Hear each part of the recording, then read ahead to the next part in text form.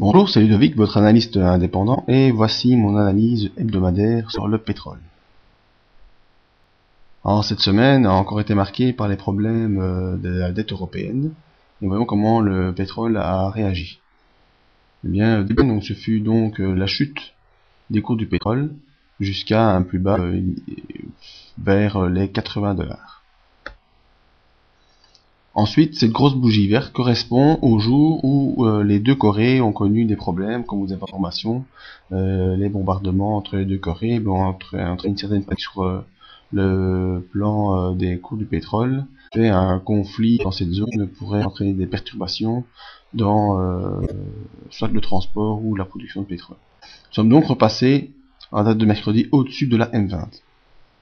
Alors, comme indication, la semaine passée, je vous indiquais que le cours devait être soutenu par les $80, par ce nouveau trend haussier qui a été redessiné la semaine passée, et l'objectif était de rejoindre la M20, par de repasser au-dessus. Bon, actuellement, les cours sont revenus proches de la M20, mais on n'a pas pu la dépasser et en tout cas continuer à s'en éloigner. Nous sommes donc toujours dans cette tendance horizontale, avec ici le support à $83,28. Nous sommes actuellement coincés entre ce support et la M20 qui, elle, se situe aux alentours des $84,35. Alors au niveau des indicateurs, on voit que le MACD est toujours sous son signal. Il n'est pas passé sous zéro et il tente même de remonter pour recroiser le signal à la hausse.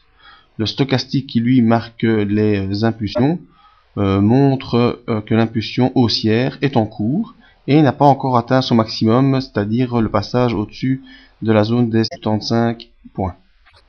Donc ce qu'il faut attendre pour la semaine prochaine. À mon sens, le cours essaie de repartir à hausse. La preuve également, c'est que la bande de Bollinger inférieure se ferme, alors que la bande de Bollinger supérieure reste plate. Et donc, il y aurait, à mon avis, une possibilité pour que les cours du pétrole essaient de s'affranchir de la zone des $83,28. Et le premier objectif est de repasser au-dessus de la M20, qui culmine actuellement à 84,35 pour y rejoindre les derniers tops ici et la Bollinger supérieure qui se trouve actuellement vers les $88,70. Donc ce que nous attendrons pour la semaine prochaine, c'est en tout cas que ce support-ci tienne. S'il ne tient, on peut retourner sur le bas du trend haussier pour retrouver un nouveau rebond comme il s'est produit ici et aller tenter de rejoindre la M20 et la dépasser. Voilà mon avis sur les cours du pétrole pour la semaine prochaine.